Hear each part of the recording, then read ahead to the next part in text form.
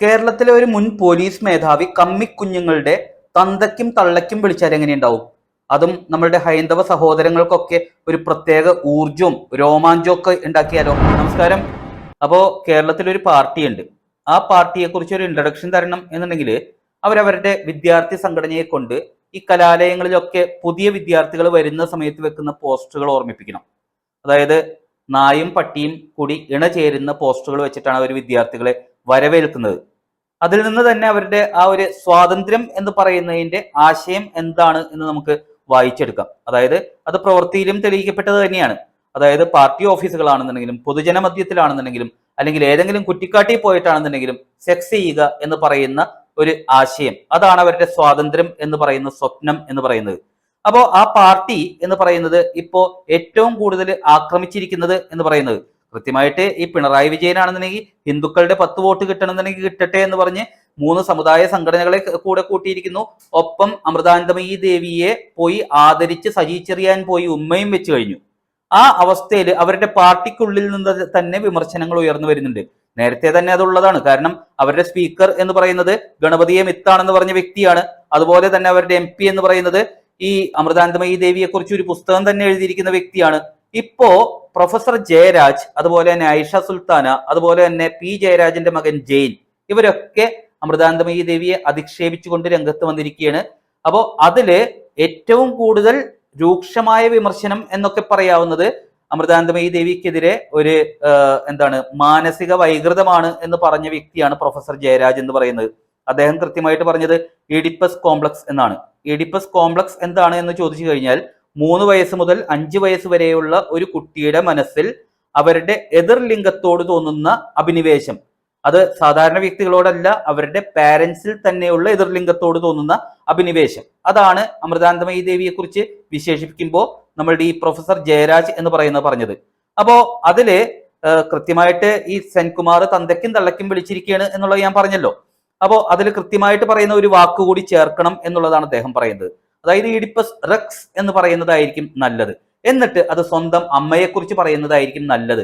ഈ പ്രൊഫസർ ജയരാജ് സ്വന്തം അമ്മയെക്കുറിച്ച് പറയുന്നതായിരിക്കും നല്ലത് എന്നുള്ളതാണ്. അതായത് ഗ്രീക്ക് മിത്തോളജി പ്രകാരം ഒരാൾക്ക് സ്വന്തം അമ്മയോട് അഭിനിവേശം തോന്നുകയും ആ അമ്മയെ വിവാഹം കഴിക്കുകയും ചെയ്തു എന്നും ഈ ഈഡിപ്പസ് റെക്സ് എന്താണ് എന്നുള്ളതും കൃത്യമായിട്ട് പറയുന്നുണ്ട്. അതായത് പാരന്റ്സിൽ ഉള്ള എതിർലിംഗം, ആ എതിർലിംഗത്തോടുള്ള അഭിനിവേശം മൂത്ത് ആ സ്വന്തം ലിംഗത്തിലുള്ള, അതായത് ഒരു പുരുഷനാണെന്നുണ്ടെങ്കിൽ അല്ലെങ്കിൽ ആൺകുട്ടിയാണെന്നുണ്ടെങ്കിൽ അവന്റെ അച്ഛൻ ശത്രുവായിട്ട് തോന്നുന്ന ഒരു അവസ്ഥ, അതാണ് ഈഡിപ്പസ് റെക്സ് എന്ന് പറയുന്നത്.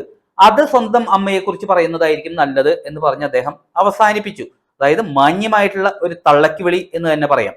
ഇനി അടുത്തത് ആയിഷ സുൽത്താന എന്ന് പറയുന്ന ഒരു സോഷ്യൽ മീഡിയയിലൊക്കെ വളരെ സജീവമായിട്ടുള്ള ഒരു ആക്ടിവിസ്റ്റ് എന്നൊക്കെ പറയാമോ എന്ന് എനിക്കറിയില്ല. അവര് നടത്തിയ ഒരു പരാമർശം, അതായത് ഇന്ത്യയിലെ ഇപ്പോ ആളുകൾക്ക് വളരെ ലാഭകരമായി നടത്താവുന്ന ഒരു ബിസിനസ് ആണ് ആൾദൈവം എന്ന് പറയുന്നത്. എനിക്ക് ചോദിക്കാനുള്ളത്, 40 കൊല്ലമായി ഈ അമൃതാനന്ദമയി ദേവി ഇതുപോലെ ആശ്രമം പണിത് സനാതന ധർമ്മത്തിന് വേണ്ടി പോരാടുന്നു. പിന്നെ ഈ അമൃതാനന്ദമയി ദേവി എന്ന് പറയുന്നത് എവിടെയും പറഞ്ഞിട്ടില്ല ഞാൻ ദൈവമാണ് എന്നുള്ളത്. അതായത് അവരുടെ ബ്രഹ്മസ്ഥാനങ്ങൾ ധാരാളം അവര് പണി കഴിപ്പിച്ചിട്ടുണ്ട്. ആ ബ്രഹ്മസ്ഥാനത്തിലൊന്നും തന്നെ ഈ അമൃതാനന്ദമയി ദേവിയുടെ പ്രതിഷ്ഠയല്ല ഉള്ളത്. അപ്പോൾ ആൾദൈവം എന്ന് പറയുന്നത് കാരണഭൂതൻ എന്ന് പറഞ്ഞ് തിരുവാതിരകളിയും നടത്തി പാട്ടും രചിച്ച് ആ പാട്ട് പാടിയ നിങ്ങളുടെ പാർട്ടിക്കാര് തന്നെയാണ് ആൾദൈവത്തെ പ്രോത്സാഹിപ്പിക്കുന്നത്.